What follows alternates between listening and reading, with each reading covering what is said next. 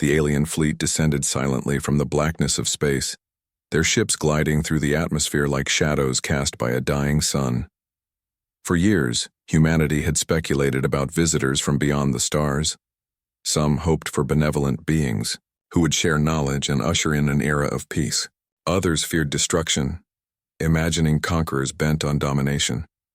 No one truly knew what to expect. But now, as the massive vessels hovered above Earth cities, there was no room left for speculation or hope. The aliens were here, and they didn't come with open hands. Zerk 7 stood at the center of his command chamber aboard the flagship, staring down at the blue planet below. His elongated frame shimmered faintly under the dim lights, his skin reflecting the glow of holographic displays that surrounded him. To Zerk 7, Earth looked small, fragile even. Its oceans sparkled like jewels against the dull brown and green patches of land. He had seen planets like this before, worlds teeming with life but lacking the sophistication to defend themselves. They always fell quickly, their inhabitants either surrendering or being wiped out without much effort. This time, he thought, would be no different. Back on Earth, Adam Carter leaned against the wooden fence outside his cabin, squinting up at the sky. He lived in a quiet corner of Montana, far away from the noise and chaos of big cities. The air smelled of pine trees and fresh earth, and the only sounds were the rustling leaves and distant chirping of birds. It was peaceful here, a place where Adam could forget about the troubles of the world. But tonight something felt wrong. The usual hum of crickets was missing, replaced by an eerie silence that made the hairs on his arms stand up. "What do you think it is?" asked Claire Bennett, stepping out onto the porch behind him. She held a steaming mug of coffee in her hands, though she barely noticed the warmth anymore. Her eyes were fixed on the strange lights hovering in the distance. There were dozens of them, glowing softly against the dark horizon. At first glance, they might have been mistaken for stars, but they moved too deliberately, too purposefully. Adam shook his head, still staring upward. "I don't know," he said finally, his voice low and steady. "But I don't like it." Claire nodded, setting the mug down on the railing. She wasn't prone to panic, but the sight of those lights sent a chill down her spine. She'd grown up in the same town as Adam, and they'd known each other since childhood.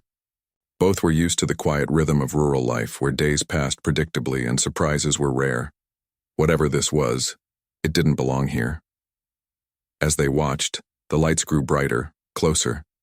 They weren't alone in noticing. They could see headlights flickering on along the dirt road leading to Adam's property as neighbors ventured outside to investigate. Some carried flashlights, others had binoculars. No one spoke loudly, as if afraid to disturb whatever was approaching. The tension in the air was palpable. Meanwhile, thousands of miles away in Alaska, Lieutenant Sarah Myers sat at her desk inside a remote military base. She'd been reviewing reports when the alert came through, a message broadcast across every frequency imaginable. It wasn't in any language she recognized, but the tone was clear enough, authoritative, demanding. A translation algorithm kicked in moments later, converting the alien speech into English. "Surrender your planet," it said. "Resistance will result in annihilation." Sarah stared at the screen, her heart pounding. She'd trained for scenarios like this, of course, every soldier did, but deep down she never believed it would actually happen. Aliens invading Earth?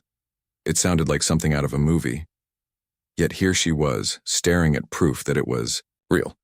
She grabbed the phone and dialed Colonel Henry Blake, her commanding officer. "Sir," she began, trying to keep her voice calm, "we've received a transmission. It's not human." Blake sighed audibly on the other end. "Lieutenant, we're aware. Orders are coming down from higher-ups. Stand by for further instructions." "Stand by?" Sarah repeated, incredulous. "Sir, we can't just sit here while they—" "That's exactly what we're going to do," Blake interrupted sharply. "Until we know more, we hold position, understood?" "Yes, sir," Sarah muttered, though her mind raced with possibilities. Hold position, while an unknown force threatened the entire planet? Something about that didn't sit right with her. Back in Montana, the lights had transformed into distinct shapes, ships, unmistakably alien. They loomed overhead, their surfaces smooth and metallic, reflecting the moonlight in eerie patterns. Adam and Claire exchanged uneasy glances. "We should go inside," Claire suggested, her voice trembling slightly. "Just in case." Adam hesitated, torn between curiosity and caution. Part of him wanted to stay outside to see what happened next. But another part, the smarter part, knew that staying put was dangerous. Reluctantly, he nodded and followed Claire into the house. They locked the doors and drew the curtains, though both knew it wouldn't make much difference if the aliens decided to attack. Inside, the radio crackled to life. Emergency broadcasts echoed through the static, urging people to remain calm and seek shelter.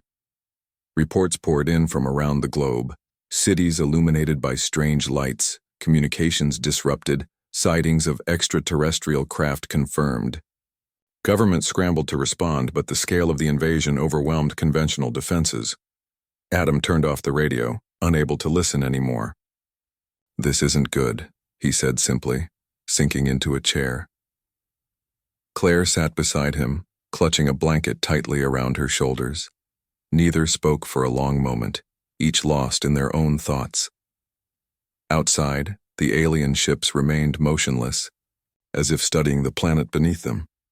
Perhaps they were gathering information, analyzing the layout of cities and towns, or maybe they were waiting for reinforcements, for orders, for some signal to begin their assault. Whatever the reason, the delay gave humanity time to react. In Alaska, Sarah paced back and forth in her quarters, frustration bubbling inside her. Orders or not, she couldn't shake the feeling that standing still was a mistake. These invaders wouldn't wait forever, and when they acted, humanity needed to be ready. She glanced at the clock on the wall. Midnight. Somewhere out there, people were preparing for the worst, and somewhere else others were praying for salvation. For now, all anyone could do was wait. Wait and wonder why these aliens had chosen Earth, and whether anyone would survive to find out. The next morning brought no answers, only more questions. The alien ship still hovered ominously above Earth's surface, their presence casting long shadows over cities and towns. In Montana, Adam Carter woke to find the sky unusually dark, as if the sun itself hesitated to rise. He stepped outside cautiously, his boots crunching against the frost-covered ground. Claire was already there, sitting on the porch steps with a cup of tea in her hands. Neither spoke at first. They simply stared at the horizon, where the shapes of the alien vessels loomed like storm clouds frozen in place. "They haven't moved," Claire said finally, breaking the silence. Her voice was soft but carried a note of unease. "Why are they just staying there?" Adam shook his head, his jaw tight. "I don't know. Maybe they're waiting for something. Or maybe they're deciding what to do with us." She replied, her tone heavy with dread. She glanced at him, searching for reassurance that neither of them could give. Across the world, reactions varied. In bustling metropolises, people crowded into streets and parks, pointing upward in awe or fear. Some prayed openly, while others argued about whether the ships were friend or foe. News outlets broadcast endless streams of speculation, though facts remained scarce. Governments issued conflicting statements. Some urged calm, while others warned of potential attacks. Panic spread faster than any official message ever could. In Alaska, Lieutenant Sarah Myers stood in the command center of her base, watching live feeds from satellites trained on the alien fleet. Colonel Blake had finally given orders to prepare for engagement, though the specifics were vague. Soldiers loaded weapons, checked equipment, and reviewed emergency protocols. Morale was low. Many of the younger recruits looked pale and shaken. Sarah tried to project confidence even when she didn't feel it herself.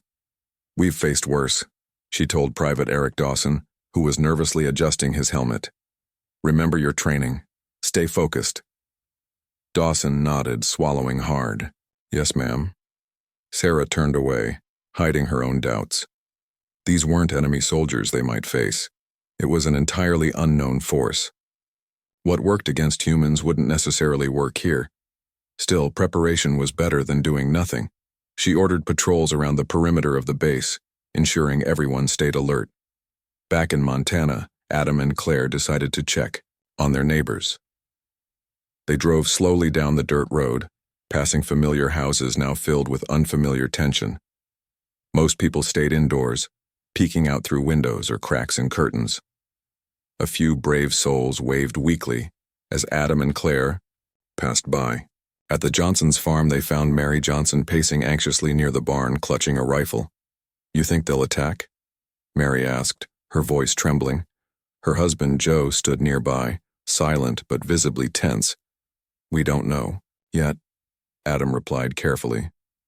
"But we should be ready just in case." Mary nodded, though her grip on the rifle tightened. "I've got food stocked up, and I locked the animals in the barn. If they come, we'll hold our ground." Adam admired her determination, even if he doubted a single rifle would stop whatever the aliens had planned. He exchanged a glance with Claire, who gave him a small, encouraging smile. They continued visiting other homes, spreading word of basic safety measures. Stay indoors, keep flashlights handy, avoid open areas. It wasn't much, but it made people feel slightly less helpless. As hours dragged on, the aliens finally broke their eerie stillness. Without warning, one of the ships descended, lower, its sleek hull reflecting sunlight despite the gloomy skies. People froze wherever they were, watching as smaller craft detached from the larger vessel and began moving toward populated areas. The drones emitted a high-pitched hum, sending chills down spines. Dogs barked wildly, and birds took flight en masse, abandoning their nests. In Los Angeles, Jason Lewis watched the scene unfold from his apartment window.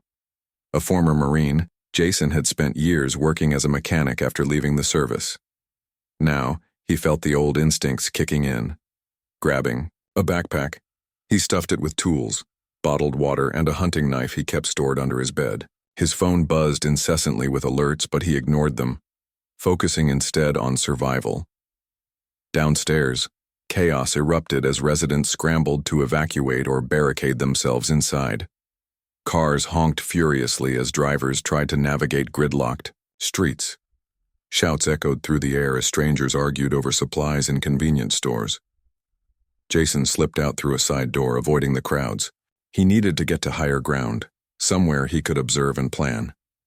Meanwhile, in Washington, D.C., government officials convened in secret bunkers beneath the Capitol building. Debates raged over how to respond. Should they attempt communication, launch preemptive strikes, or wait for the aliens to make the first move? Opinions clashed fiercely, with no clear consensus emerging. Frustrated, Secretary of Defense Laura Bennett slammed her fist on the table. "We can't just sit here," she snapped. "Every second we waste gives them more time to prepare. And rushing in blind gets us killed," countered General Robert Hayes, his face red with anger. "We need intel before we act." Their argument went in circles, accomplishing nothing. Outside, the mood among ordinary citizens grew increasingly desperate. Lines formed outside grocery stores, banks, and gas stations. Social media buzzed with rumors. Some claimed the aliens sought peace, while others swore they intended genocide. Fear fueled misinformation, making it harder to distinguish fact from fiction. Back in Montana, Adam and Claire returned home to find the sky darker than before. The alien drones had reached rural areas, scanning fields and forests with bright beams of light. One such beam swept past Adam's cabin, illuminating the trees like daylight. Claire ducked instinctively, pulling Adam down with her. "They're looking for something," she whispered, her breath visible in the cold air. "Or someone," Adam added grimly. He motioned for her to follow him inside. Once there, they barricaded the doors and windows using furniture and scraps of wood. Claire lit a lantern, casting flickering shadows across the walls. "What if they find us?" she asked quietly, hugging her knees to her chest. Adam forced a reassuring smile, though his heart raced. "Then we'll deal with it, together." Hours passed in tense silence. The hum of the drones faded into the distance, replaced by an unsettling quiet. Adam and Claire dared not relax, knowing the aliens could return at any moment. Across the eye, planet similar scenes played out. Families huddled together, friends armed themselves with whatever they could find, and communities prepared for the worst. Humanity braced for impact, united not by choice but by necessity. Unbeknownst to anyone, Zerk 7 observed these preparations with growing curiosity. From his command chamber, he reviewed data collected by the drones. Humans were primitive compared to his species, yet their behavior intrigued him. Instead of fleeing in terror, many chose to fight back. Others worked together to fortify their homes or share resources. Even those without weapons devised makeshift traps and defenses. Such resilience was unexpected and concerning. Perhaps we underestimated them, Zerk 7 murmured to his second-in-command, Varax. Their technology may be inferior, but their spirit is formidable. Varax tilted his head, his expression unreadable. Formidable does not equate to dangerous, Commander. We have superior firepower and strategy. They cannot win. Zerk 7 said nothing, his gaze fixed on the holographic display of Earth below. For the first time since arriving, he felt a twinge of doubt. But orders were orders. The invasion would proceed as planned. And soon, humanity would learn why no civilization had ever survived opposing his kind. The first real attack came without warning, shattering the fragile calm that had settled over Earth. In New York City, Jason Lewis was crouched on a rooftop, scanning the streets below through a pair of binoculars he'd scavenged from his apartment. The city was eerily quiet, its usual roar of traffic and chatter replaced by an oppressive stillness. Suddenly the ground shook violently, knocking him off balance. He scrambled to his feet just in time to see a massive alien walker emerge from the haze, its towering form dwarfing the skyscrapers around it. The machine moved with mechanical precision, each step sending tremors through the pavement. Its body was sleek and angular, covered in glowing panels that pulsed faintly. Atop its head, a single red eye scanned the area, searching for targets. Without hesitation, it unleashed a beam of energy that tore through a nearby building, reducing it to rubble in seconds. People screamed and ran in every direction, their panic turning the streets into chaos. Jason's heart raced as he watched the destruction unfold. He knew he couldn't take on the walker alone, but he also knew he couldn't do nothing. Grabbing his backpack, he slid down a fire escape and darted into the alleyways, dodging debris and fallen power lines. Along the way, he spotted a delivery truck abandoned by its driver. An idea formed in his mind, one reckless enough to make him hesitate but desperate enough to try. Back in Montana, Adam and Claire heard the distant rumble of explosions echoing across the mountains. They rushed outside to see thick plumes of smoke rising in the distance, painting the horizon black. The alien drones had returned, this time accompanied by smaller ground units that zipped through fields and forests like insects. One such unit hovered near Adam's property, its sensors sweeping the area methodically. "They're getting closer," Claire whispered, clutching a shotgun she'd retrieved from Adam's shed. She wasn't used to handling weapons, but fear gave her steady hands. Adam nodded grimly, his eyes locked on the drone. "We need to distract it before it finds us." He grabbed a metal bucket and banged it against the side of the cabin, creating a loud clanging noise. The drone immediately turned toward the sound, its lights flashing brighter. Adam continued making noise, drawing it further away from the house while Claire slipped inside to grab supplies. Once the drone was far enough, Adam hurled the bucket at it, striking one of its sensors. Sparks flew and the machine wobbled momentarily before regaining stability. It fired a small burst of energy in retaliation, narrowly missing Adam as he dove behind a tree. Okay, maybe not the best plan, Adam muttered to himself, breathing heavily. But the distraction worked. The drone focused entirely on him, giving Claire time to prepare. Inside the cabin, Claire loaded a slingshot with a makeshift projectile, a rock wrapped in aluminum foil scavenged from the kitchen. It wasn't much, but it might be enough to confuse the drone's systems. She crept outside, aiming carefully before releasing the shot. The foil-wrapped rock struck the drone's sensor array, causing it to emit a high-pitched whine. For a moment it seemed confused, spinning in erratic circles before crashing into the ground with a metallic thud. Adam stared at her in disbelief. "Did you just—" "I told you I'd deal with it," Claire replied, lowering the slingshot, with a satisfied smirk. Despite the gravity of the situation, they shared a brief laugh, a rare moment of levity amidst the madness. Across the country, similar acts of defiance played out. In rural Texas, a group of farmers used tractors to block roads, trapping several alien units in narrow pathways where they became easy targets for improvised explosives. In Chicago, teenagers armed with paintball guns coated alien drones with sticky green goo, temporarily blinding their cameras and forcing them to retreat. Even children joined the fight, setting traps made of rope and buckets to ensnare smaller scout units. Lieutenant Sarah Myers witnessed some of these efforts firsthand during a reconnaissance mission near her base in Alaska. Her team encountered a group of civilians who had rigged old snowmobiles with flamethrowers, using them to ambush an alien patrol. Though outnumbered and outgunned, the civilians fought with ferocity, refusing to back down even when injured. Sarah admired their bravery, but worried about the cost. Guerrilla tactics could only go so far against a technologically superior enemy. "We need better coordination," she told Colonel Blake later that evening, pacing his office. "These attacks are effective, but they're scattered. If we can organize people, train them, supply them, we might stand a chance." Blake frowned, rubbing his temples. "You're asking me to arm civilians? That's a recipe for disaster." "It's a recipe for survival," Sarah shot back. "Sir, we don't have the luxury of playing it safe anymore. These people are fighting anyway. We should help them do it smarter." After a long pause, Blake sighed. "Fine, put together a plan. But if this goes sideways, it's on you." Sarah nodded sharply, already mentally drafting strategies. She knew it wouldn't be easy, but she also knew humanity's greatest strength lay in its unity. And right now, unity was their only hope. As night fell, the battle intensified. Alien forces launched coordinated assaults on major cities, deploying waves of drones and walkers to overwhelm human defenses. In Los Angeles, Jason finally executed his plan. Using tools from his mechanic shop, he rigged the delivery truck with explosives salvaged from fireworks and fuel containers. He drove it straight toward the alien walker, weaving through abandoned vehicles and dodging blasts of energy. Just as the walker locked onto him, he leaped from the truck and rolled to safety.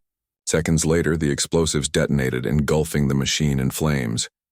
The explosion rocked the entire block, sending shockwaves through the air. The walker staggered, its once imposing frame now charred and smoking, though it wasn't completely destroyed. The damage was significant enough to cripple it temporarily. Cheers erupted from nearby survivors, emboldened by the sight of the seemingly invincible machine brought low. Jason grinned, despite the exhaustion weighing him down. "Take that, you bastards," he muttered under his breath. Elsewhere, the tide began to shift ever so slightly. Civilians adapted quickly, learning which tactics worked and sharing information via social media and ham radios. Farmers used irrigation systems to flood fields, bogging down alien units. Urban dwellers set up decoys to lure drones into ambush zones.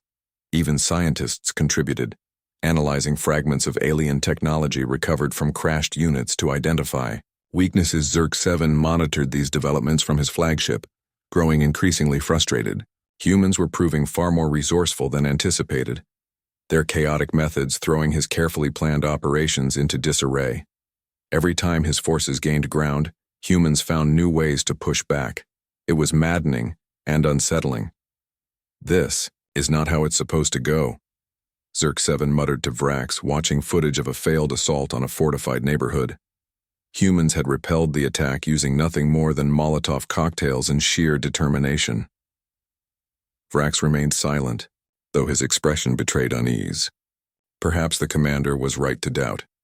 Perhaps humanity was more than just a primitive species waiting to be conquered. But it was too late to reconsider now. The invasion would continue, no matter the cost. For Adam, Claire, Sarah, Jason, and countless others, the fight was far from over. Each victory, no matter how small, fueled their resolve.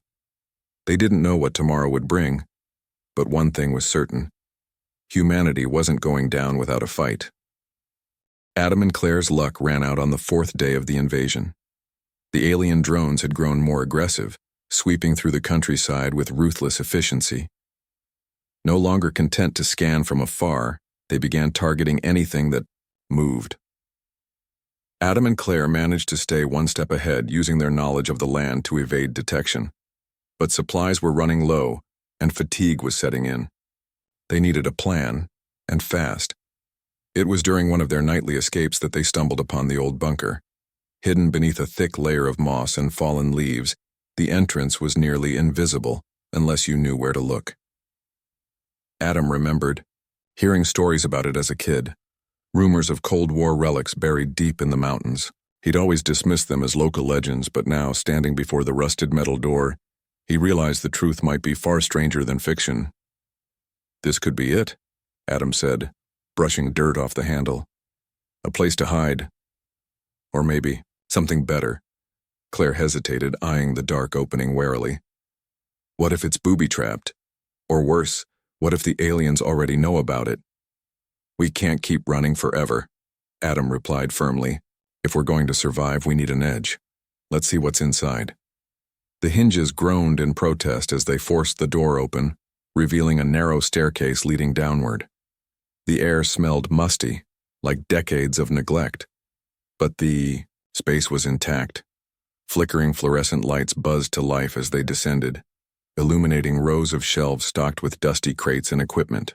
Most of it was outdated, manuals for obsolete weapons, tins of food long past their expiration date. But one item caught Adam's attention immediately: a prototype electromagnetic pulse, EMP device. He picked it up carefully, examining its components. The design was crude by modern standards, but the concept was clear. If activated, it could disable electronic systems within a wide radius. It wasn't much, but against an enemy reliant on advanced technology, it might just be enough. "What is that?" Claire asked, peering over his shoulder. "It's an EMP," Adam explained. "If we can get this working, we might be able to take out their ships, or at least slow them down." Claire frowned. "Even if it works, how do we use it without getting killed? Those things are everywhere." "That's where we need help," Adam said, pulling out a ham radio he'd scavenged earlier. He fiddled with the dials until he found a frequency broadcasting voices instead of static. After a few minutes of listening, he identified one speaker. As Lieutenant Sarah Myers, stationed somewhere in Alaska, she was coordinating resistance efforts and sounded desperate for any advantage. "Lieutenant Myers?" Adam called into the microphone, his voice steady despite the adrenaline coursing through him. "This is Adam Carter. I think I have something that might help." There was a pause, followed by a cautious response. "Who are you? And how did you get this frequency?" "I'm just a guy trying to stay alive," Adam replied. "Listen, we found an old EMP device. If we can activate it near their ships, we might be able to cripple them, but we'll need your help to make it happen." Sarah's tone shifted. Instantly. "Where are you located? Describe the device." Adam gave her the details, explaining its limitations and potential risks. By the time he finished, Sarah was convinced. "All right, here's the plan. We'll create diversions to draw their forces away from your position. You'll have a small window to activate the EMP. Can you do it?" "We'll figure it out," Adam said, glancing at Claire. She nodded, determination etched on her face. Meanwhile, Sarah wasted no time putting the plan into motion.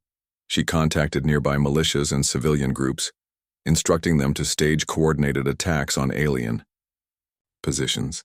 The goal was simple: overwhelm the invaders with chaos, forcing them to divert resources away from Adam and Claire's location. It was a risky strategy, but desperation bred boldness. In Los Angeles, Jason Lewis received the call while scavenging supplies from a hardware store. "You want me to what?" he asked incredulously, holding the radio closer to his ear. "'Cause as much noise as possible," Sarah repeated.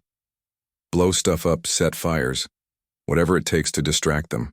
Just don't let them pin you down." Jason grinned, grabbing a box of fireworks and a canister of gasoline. "Now you're speaking my language." Back in Montana, Adam and Claire prepared for their mission. Using spare parts from the bunker, Adam modified the EMP device to extend its range. Claire worked on creating decoys, bundles of dry grass soaked in oil that could be lit to simulate human activity. As dawn approached, they loaded everything into Adam's truck and drove toward the nearest alien ship. The journey was nerve-wracking. Drones zipped overhead, their sensors scanning the terrain below. Adam kept the truck hidden under tarps and branches, moving only when the coast was clear. Finally, they reached a ridge overlooking the alien vessel. Its massive form loomed against the horizon, pulsing with energy. "Okay," Adam whispered, double-checking the EMP device. "Here's how this goes. You light the decoys and retreat to the truck. Once the drones are distracted, I'll activate the EMP. Got it?" Claire nodded, though her hands trembled slightly. "Be careful." As the first rays of sunlight broke over the mountains, Claire ignited the decoys and sprinted back to the truck. Within moments, the drones detected the flames and swooped down to investigate. Adam seized the opportunity, sprinting toward the alien ship with the EMP device strapped to his back. His heart pounded as he dodged blasts of energy, each step bringing him closer to his target. When he reached the base of the ship, he dropped to his knees and activated the device. A high-pitched whine filled the air as the EMP charged, sending waves of distortion rippling outward. Lights flickered on the ship's surface, and several drones plummeted to the ground, their systems fried. The main vessel shuddered violently, its glow dimming as power failed. Adam barely had time to celebrate before alarms blared, signaling the remaining drones to converge on his position. He bolted back toward the truck, narrowly avoiding a blast that left a crater where he'd been, standing seconds earlier. Claire gunned the engine as soon as he jumped in, tires spinning wildly before finding traction. Behind them, the alien ship listed precariously, its once imposing form reduced to a smoking hulk. Smaller craft attempted to flee, only to crash, as their systems failed. For the first time since the invasion began, humanity had struck a decisive blow. Across the globe, news of the EMP's success spread quickly. Resistance fighters cheered, emboldened by the proof that the aliens could be defeated. In Alaska, Sarah relayed updates to her superiors, urging them to replicate the device and distribute it to other teams. Scientists worked around the clock to refine the design, while engineers adapted existing technology to counter future threats. For Adam and Claire, the victory was bittersweet. They returned to the bunker exhausted, but alive, knowing their fight was far from over. As they sat, together in silence, watching the sun rise over the mountains, they allowed themselves a moment of hope. Humanity had faced impossible odds before, and somehow they always found a way to endure, but the aliens wouldn't give up easily. Zerk 7 watched the destruction of his flagship with mounting fury. Though his species had conquered countless worlds, Earth was proving to be different. Humans didn't follow predictable patterns. They adapted, improvised, and fought back with everything they had. For the first time in centuries, Zerk 7 felt uncertainty gnawing at his resolve. "They will pay for this," he vowed, his voice cold and sharp. "Reinforcements are en route. This planet will fall." Yet even as he spoke, he couldn't ignore the nagging thought that perhaps, for the first time in his long career, he had underestimated his enemy. The success of the EMP strike sent ripples through humanity's resistance. It wasn't just a tactical victory. It was proof that the aliens could be hurt. Word spread quickly, carried by radios, social media, and word of mouth. People who had been paralyzed by fear now found courage in the knowledge that their enemy wasn't invincible. In Alaska, Lieutenant Sarah Myers worked tirelessly to replicate the EMP device Adam and Claire had used. Scientists pored over schematics and tested modifications, while engineers adapted old equipment to boost its range and power. Every scrap of technology, from abandoned satellites to junkyard parts, was scavenged and repurposed. Meanwhile, ordinary citizens took matters into their own hands. Farmers welded metal plates onto tractors to create makeshift armored vehicles.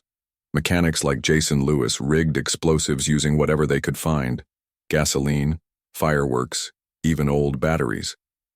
In cities, survivors organized themselves into neighborhood defense groups, pooling resources and sharing strategies. Even children contributed, setting traps or acting as lookouts.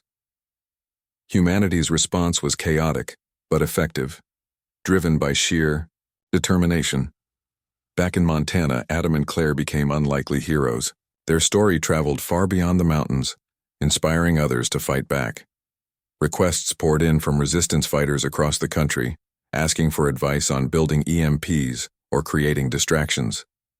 Adam spent hours on the ham radio, guiding strangers through the process of assembling crude devices. Claire, meanwhile, coordinated supply drops with nearby safe zones, ensuring communities had food, medicine, and weapons. Though neither had asked for leadership roles, they embraced them because someone had to step up. As humanity prepared for the inevitable second wave, Zerk 7's reinforcements arrived ahead of schedule. Dozens of ships descended from orbit, their sleek forms cutting through the atmosphere like knives. These vessels were larger, more advanced than the ones Earth had faced before. They deployed not only walkers and drones, but also humanoid units, tall, metallic figures equipped with energy, rifles and shields. The message was clear. This time there would be no mercy. The first assault came at dawn, targeting major cities simultaneously. In Los Angeles, Jason Lewis stood atop a crumbling skyscraper, watching as alien forces swept through the streets below. He'd set up booby traps along key routes, hoping to slow their advance. As the invaders approached, he detonated a series of charges hidden beneath manhole covers. Explosions erupted, sending debris flying and knocking several humanoid units off balance. Cheers rose from nearby survivors, emboldened by the sight of their enemies faltering, but the aliens recovered quickly. Their walkers unleashed devastating beams of energy, leveling entire blocks in seconds. Civilians fled in terror, abandoning homes and belongings. Jason knew he couldn't hold the line forever, so he retreated to a prearranged rally point, a subway tunnel converted into a bunker. There he joined other fighters preparing for guerrilla warfare. Together, they planned hit-and-run attacks designed to wear down the enemy. In New York City, Mia Rodriguez led a group of volunteers in reclaiming their neighborhood block by block. Armed with nothing more than baseball bats, kitchen knives, and Molotov cocktails, they fought with ferocity born of desperation. When a walker appeared on the horizon, Mia directed her team to lure it into a narrow alley where its movements would be restricted. Once trapped, they hurled explosives at its legs, toppling the massive machine. Though the victory came at great cost, several members of her group were injured or killed. It proved that teamwork could overcome overwhelming odds. Across the globe, similar battles played out. In London, civilians used underground tunnels to ambush alien patrols. In Tokyo, hackers infiltrated the aliens' communication networks, causing temporary disruptions. In rural India, farmers flooded fields to bog down ground units, then attacked them with homemade flamethrowers. Each act of defiance, no matter how small, chipped away at the invaders' momentum. Zerk 7 watched these developments with growing frustration. His forces were superior in every measurable way: technology, firepower, numbers, but humanity refused to break. Instead, they adapted, learning from each encounter and finding new ways to counter his strategies. Reports streamed in from commanders on the ground, detailing unexpected setbacks and mounting casualties. For the first time in centuries, Zerk 7 felt doubt creeping into his calculations. "They are unlike any species we have encountered," he admitted to Vrax during a tense briefing. "Their tactics are unpredictable, their resolve unshakable. We cannot afford further losses." Vrax tilted his head, his expression unreadable. "Perhaps we underestimated them, but our reinforcements will turn the tide. They cannot withstand us indefinitely." Zerk 7 nodded, though his confidence wavered. He issued orders to intensify the assault, focusing on population centers and critical infrastructure. If humanity relied on unity, then breaking that unity would weaken their resistance. Factories producing improvised weapons were targeted first, followed by communication hubs and supply depots. Alien walkers obliterated entire neighborhoods, leaving behind smoldering ruins. Yet even as cities burned, Humanity pushed back harder. Resistance fighters began mimicking Earth's wildlife to infiltrate enemy lines. Drones disguised as birds delivered payloads of EMP charges directly to alien targets. Underground networks smuggled supplies and intelligence between safe zones, keeping morale alive. Civilians sabotaged supply routes, destroyed bridges, and disrupted communications. Every setback forced the aliens to adapt, slowing their advance and buying precious time. In Alaska, Sarah Myers coordinated these efforts, serving as a central hub for information and strategy. She established encrypted channels to connect disparate groups, ensuring everyone operated with shared goals. Her leadership earned respect, even among hardened soldiers who initially doubted her methods. Under her guidance, humanity's resistance grew more organized, transforming from scattered acts of defiance into a cohesive force. Adam and Claire continued playing vital roles, traveling between safe zones to share strategies and boost morale. They brought hope wherever they went, reminding people that survival depended not on individual strength but on collective effort. During one such trip, they encountered a young boy named Ethan, who proudly showed them a slingshot he'd modified to launch EMP grenades. "I'm helping too," he said with a grin, his eyes shining with pride. Claire knelt beside him, placing a hand on his shoulder. "You're doing great, kid. Keep it up." As days turned into weeks, the battle raged. Relentlessly, humanity suffered heavy losses, but their spirit remained unbroken. Cities lay in ruins, yet survivors rebuilt shelters from rubble. Families mourned loved ones, yet they fought on, fueled by memories and promises of a better future. Slowly, inexorably, the tide began to turn. Alien forces, once unstoppable, now struggled to maintain control. Walkers fell victim to ambushes, their legs crippled by explosives. Drones crashed after colliding with decoys or being blinded by reflective surfaces. Humanoid units, though formidable, proved vulnerable to close-quarters combat. Survivors learned to exploit weak points in their armor, targeting joints and visors with precision strikes. Zerk 7 monitored the situation from his command ship, his frustration boiling over. "This is unacceptable," he barked, slamming a fist against the console. "We are losing ground to primitives." Vrax remained silent, though his posture betrayed unease. The commander's earlier doubts had grown into something darker, fear. Fear that perhaps for the first time in recorded history, their kind might fail. But failure wasn't an option. Reinforcements continued pouring in, bolstering their ranks. Zerk 7 ordered a final push, concentrating all available forces on key locations. If humanity's unity was their greatest strength, then isolating them would ensure victory. One by one, safe zones were targeted, forcing survivors to scatter or face annihilation. For Adam, Claire, Sarah, Jason, and countless others, the fight reached its breaking point. Supplies dwindled, injuries mounted, and exhaustion threatened to overwhelm them. Yet they refused to surrender. Each sunrise brought renewed determination, each sunset a promise to endure another day. They didn't know if they could win, but they knew they wouldn't stop trying, because that was what made humanity different. Not their technology, not their numbers, but their refusal to give up. And as long as that spirit remained, the aliens' victory was anything but certain. The final assault began without warning, shattering what little peace humanity had managed to hold on to. Alien forces descended in overwhelming numbers, their ships blotting out the sky like a swarm of locusts. This time, there was no hesitation, no probing attacks to test defenses. The invaders came with one purpose: to crush resistance and claim Earth as their own. In Alaska, Lieutenant Sarah Myers stood in the command center, her eyes glued to the monitors displaying real-time updates. From across the globe, reports poured in faster than her team could process them. Cities under siege, safe zones overrun, communication lines severed.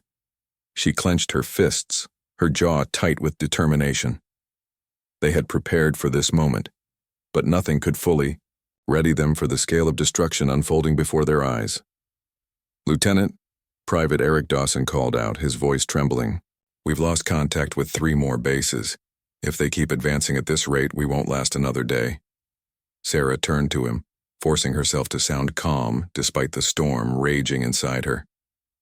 We're not giving up. Not now. Not ever. Patch me through to all remaining units. It's time to remind them why we fight. She grabbed the microphone, her voice steady as she addressed the scattered remnants of humanity's resistance. This is Lieutenant Sarah Myers. I know you're scared. I know you're tired. But listen to me. We've come too far to quit. Every life saved, every enemy defeated brings us closer to victory. Stand your ground, fight for your families, your homes, your planet. We are Earth, and we will not fall. Her words echoed through radios and speakers, reaching ears battered by fear and loss.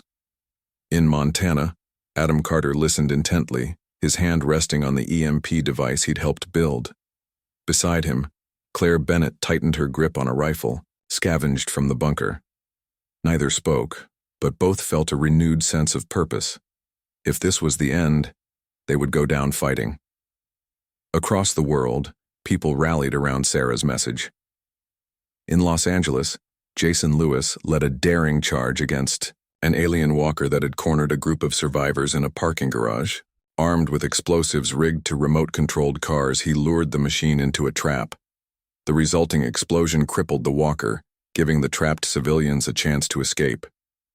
Though injured in the blast, Jason refused medical attention, insisting others needed it more. In New York City, Mia Rodriguez coordinated a counterattack after her neighborhood was targeted. Using makeshift barricades and ambush points, her team managed to disable several humanoid units. When reinforcements arrived, they found themselves facing a united front of fighters who refused to back down. Bloodied but unbroken, Mia shouted orders over the chaos, her voice cutting through the din like a blade. Zerk 7 watched these developments with mounting frustration. His forces should have crushed humanity by now, yet they continued to resist. Each strike he launched was met with unexpected resilience. Civilians used tunnels to evade patrols, set traps to disable walkers, and even deployed drones disguised as birds to deliver EMP charges. The unpredictability of human tactics confounded his strategies, forcing him to adapt constantly, and losing valuable time in the process. This cannot continue, Zerk 7 growled, pacing the bridge of his flagship. Their ingenuity is maddening, Frax observed silently, his expression unreadable. Perhaps we underestimated them too deeply. Their adaptability rivals our own. Zerk 7 stopped mid-step, his glowing eyes narrowing. Adaptability means nothing if they lack resources. Order all units to focus on supply lines, starve them out. The directive spread quickly and alien forces shifted their focus to destroying food stores, water supplies, and medical facilities. Safe zones were hit hardest, leaving survivors scrambling to relocate or face starvation. In Montana, Adam and Claire narrowly escaped when a drone raid obliterated their bunker. They fled into the wilderness carrying only what they could carry, a backpack filled with tools, a few cans of food, and the EMP device. As they trekked through dense forests, Claire glanced at Adam, her face pale but resolute. "Do you think we can win?" she asked quietly. Adam hesitated, then nodded. "We have to. Not just for us, but for everyone counting on us." Their journey brought them to a hidden valley where other survivors had gathered. Among them was a scientist named Dr. Ellen Park, who had been working on enhancing the EMP's range. When she saw the device Adam carried, her eyes lit up. "This could be the key," she said, taking it carefully. "If we combine it with my modifications, we might take out multiple ships at once." Working tirelessly, the group assembled a plan. While fighters distracted the aliens with coordinated attacks, Adam, Claire, and a small team would infiltrate enemy territory to deploy the upgraded EMP. It was a risky mission, but failure wasn't an option. Meanwhile, Sarah Myers coordinated global efforts to support the operation. Resistance fighters staged diversions in major cities, drawing alien forces away from critical locations. In Alaska, she led a desperate defense of her base, holding off waves of attackers long enough for reinforcements to arrive. Despite heavy losses, her unit held firm, buying precious time for the EMP team to complete their task. Back in the valley, Adam and Claire prepared for their mission. Dr. Park handed them the modified device, explaining its trigger mechanism. "You'll have 30 seconds to get clear once it's activated," she warned. "Don't wait too long." With the device strapped securely to Adam's chest, the team set out under cover of darkness. They moved cautiously, avoiding patrols and using natural cover to mask their movements. As dawn broke, they reached the outskirts of an alien stronghold, a massive ship surrounded by smaller craft and ground units. Claire took a deep breath, gripping her rifle tightly. "Let's do this." They split up, creating distractions to draw attention away from the ship. Adam sprinted toward the vessel, dodging blasts of energy and leaping over debris. When he reached the base, he activated the EMP and ran as fast as he could. Behind him, the device emitted a high-pitched whine, sending waves of distortion rippling outward. Lights flickered, machines sputtered, and dozens of ships collapsed in on themselves, their systems fried. The explosion was deafening, shaking the ground beneath their feet. Adam and Claire dove behind a ridge, shielding themselves from the blast. When the dust settled, they peeked out to see the alien stronghold reduced to smoldering wreckage. Cheers erupted from nearby fighters who witnessed the devastation. But the battle wasn't over. Surviving alien forces regrouped, launching a furious counterattack. Humanity's resistance fought back with everything they had, refusing to yield an inch. Slowly, inexorably, the tide began to turn. Zerk 7 stared at the ruins of his fleet, his mind racing. For the first time, he questioned whether conquest was worth the cost. Humanity had proven itself unlike any species he'd encountered, resourceful, resilient, and unyielding. Perhaps, he thought grimly, some worlds were better left untouched. As the sun rose over a battered but defiant Earth, Adam, Claire, Sarah, Jason, and countless others stood tall. They didn't know what the future held, but they knew one thing. For certain, no one survived attacking Earth because Earth fought back, not as individuals but as a united force impossible to break. The aftermath of the EMP strike left Earth in a fragile state. The alien stronghold lay in ruins, its ships reduced to smoldering wrecks scattered across the landscape. Smoke filled the air, mixing with the scent of burnt metal and scorched earth. Survivors emerged from hiding, their faces streaked with dirt and exhaustion but alive with determination. For the first time since the invasion began, there was a glimmer of hope, a chance that humanity might actually win. In Alaska, Lieutenant Sarah Myers surveyed the damage around her base. The ground was littered with debris, twisted pieces of alien machinery, shattered weapons, and the remnants of barricades hastily built by her team. Though they had managed to repel the attack, the cost was high. Many soldiers lay injured or dead, their sacrifices etched into the memory of those who remained. Sarah knelt beside Private Eric Dawson, who was being treated for burns sustained during the battle. His face was pale, but he offered her a weak smile. "We did it, didn't we?" he asked hoarsely. Sarah nodded, placing a hand on his shoulder. "We did, and we'll keep doing it until they're gone." News of the EMP's success spread quickly, carried by radios and messengers traveling between safe zones. In Montana, Adam Carter and Claire Bennett returned to the hidden valley where survivors had gathered. The mood was somber but hopeful. People worked together to tend to the wounded, share food, and repair damaged shelters. Dr. Ellen Park briefed Adam and Claire on the next steps, her voice steady despite the fatigue etched on her face. "The EMP hit hard, but it wasn't enough to take them all out," she explained. "They'll regroup, and when they do, we need to be ready. I've started working on smaller versions of the device, portable EMP grenades that can disable individual units." Adam nodded, impressed by her ingenuity. "How long will it take?" "A few days, maybe less if we have help," Dr. Park replied.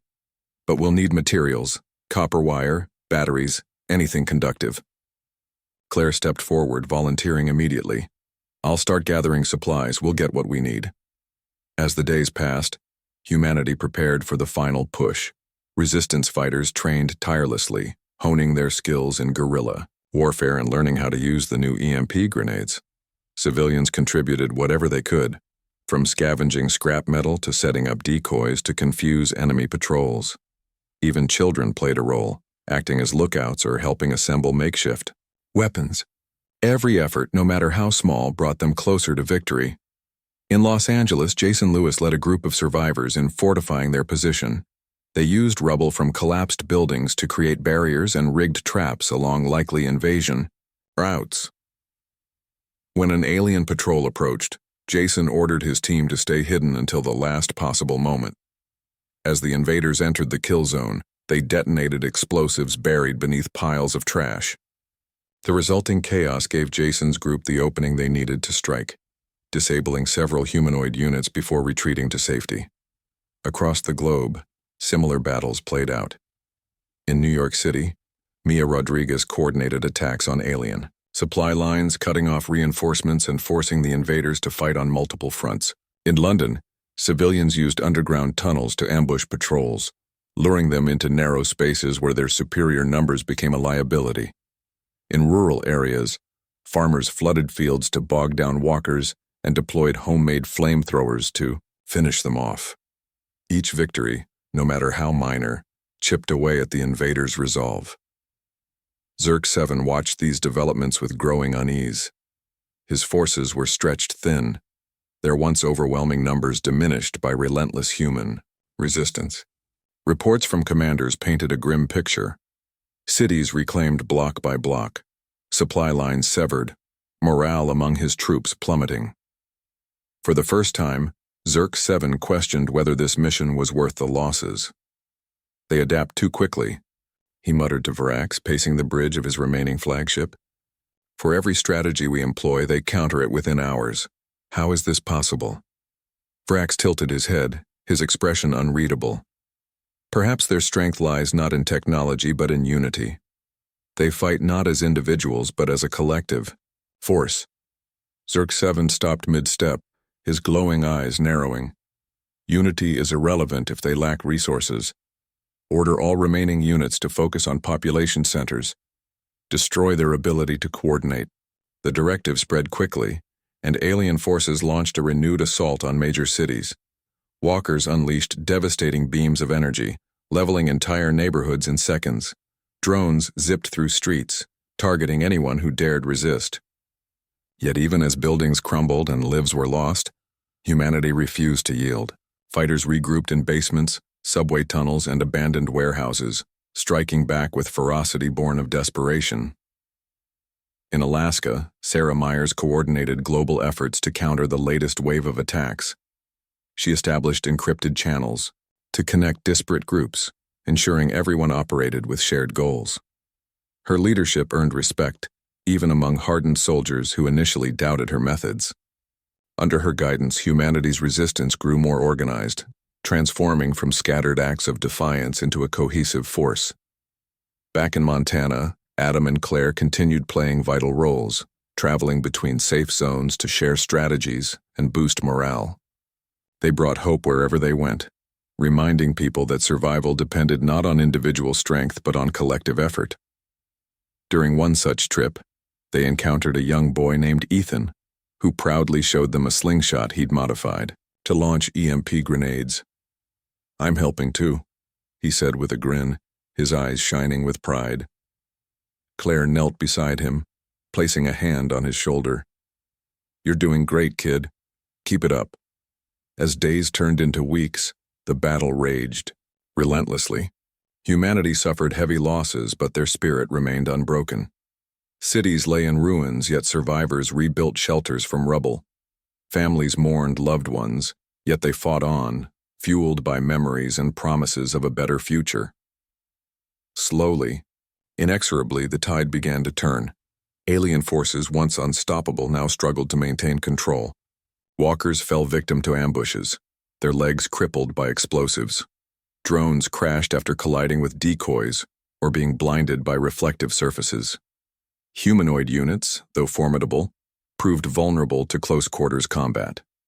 Survivors learned to exploit weak points in their armor, targeting joints and visors with precision strikes.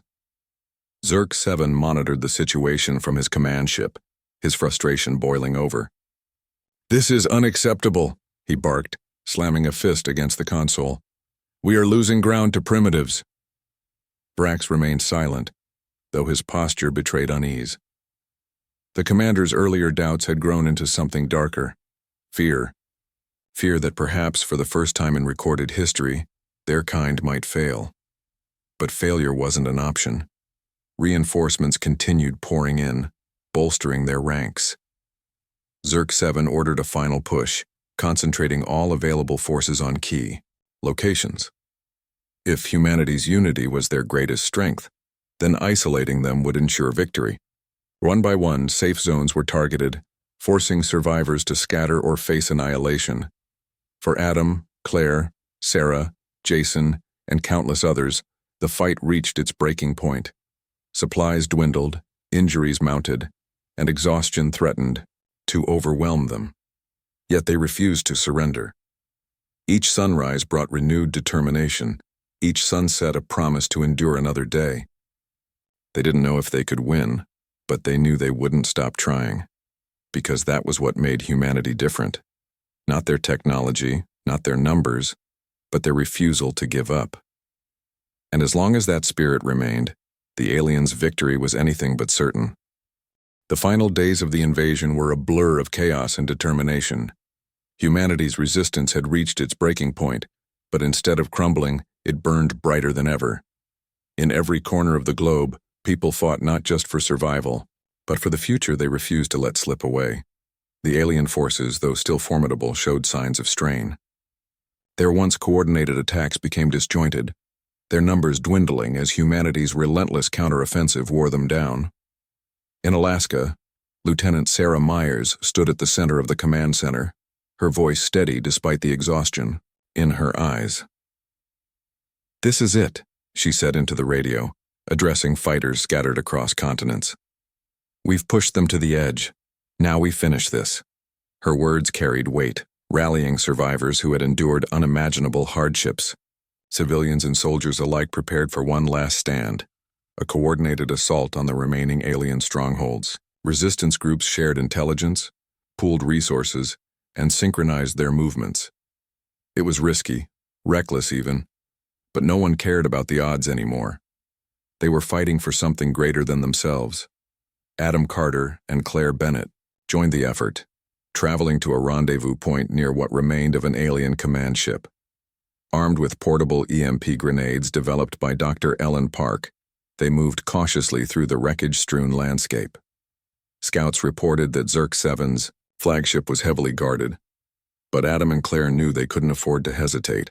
If they could disable the command ship, the invaders would lose their ability to coordinate. As night fell, the team launched their attack. Fighters created diversions miles away, drawing patrols and drones far from the target. Adam and Claire slipped through the shadows, avoiding detection until they reached the base of the massive vessel. Claire kept watch while Adam planted the EMP grenades at key points along the hull. His hands trembled slightly, but his focus never wavered. "Ready?" Claire whispered, gripping her rifle tightly. Adam nodded, pressing the trigger mechanism. "Let's get out of here." They sprinted toward cover as the grenades detonated, sending waves of electromagnetic energy rippling through the ship. Lights flickered and died, and the hum of alien machinery faded into silence. The flagship groaned under the strain, its systems collapsing like a house of cards. Cheers erupted from nearby fighters who witnessed the destruction, their voices carrying hope through the darkness. But the battle wasn't over yet.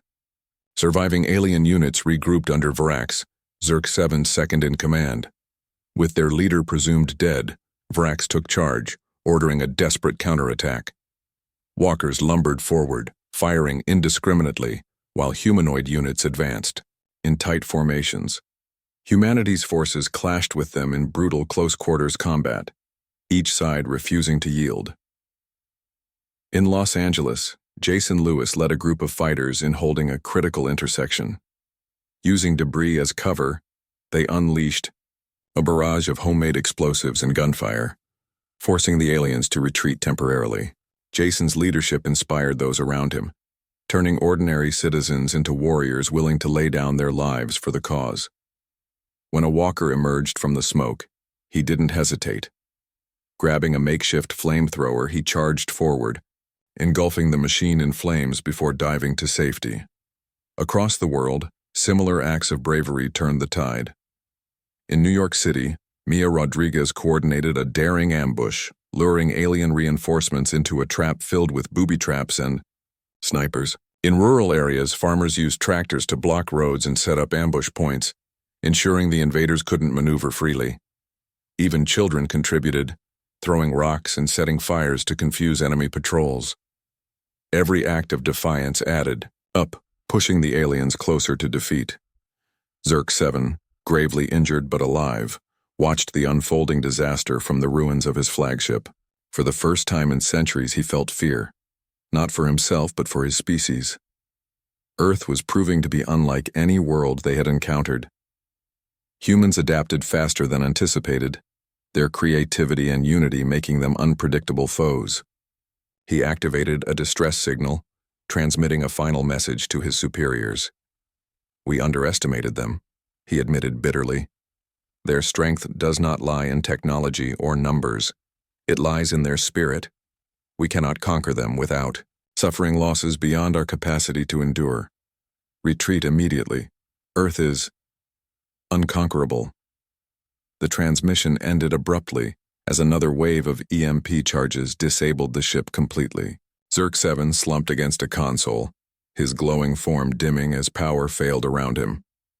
Vrax, hearing the message, hesitated before issuing orders to withdraw.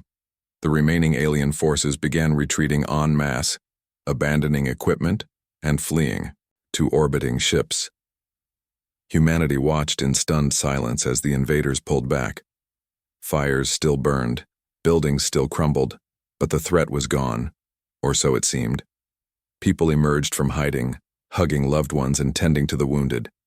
Tears flowed freely, tears of relief, joy, and sorrow for those lost along the way. Communities came together to rebuild, sharing food, tools, and stories of survival. In Montana, Adam and Claire returned to the valley where their journey had begun. The place was unrecognizable now, filled with survivors working side by side to construct new shelters. Children played among the ruins, laughter echoing through the air. For the first time in months, there was peace. Sarah Myers received a promotion for her leadership during the war, but she declined it, choosing instead to stay with her unit and help rebuild.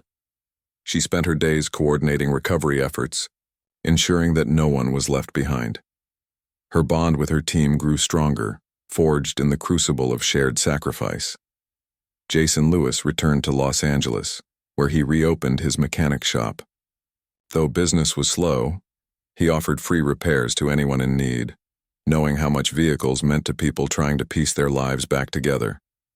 Mia Rodriguez stayed in New York, organizing community events to honor the fallen and celebrate their hard-won freedom. For Adam and Claire, life slowly returned to normal, or as close to normal as possible. They continued traveling between safe zones, offering guidance and support wherever needed. They weren't heroes in their own eyes. They were simply two people who had done what was necessary. But to others, they represented resilience and hope. As weeks turned into months, Earth began to heal. The scars of war remained visible, but so did the strength of humanity. Nations set aside old rivalries to collaborate on rebuilding efforts, united by the knowledge that they had faced extinction and prevailed. Scientists studied recovered alien technology, determined to learn from it and prevent future invasions. Engineers modified existing defenses, creating networks capable of detecting threats from space. Though the aliens had fled, humanity knew better than to assume victory was permanent. They remained vigilant, preparing for whatever challenges lay ahead. But for now, they allowed themselves to breathe easy, to dream of a brighter future.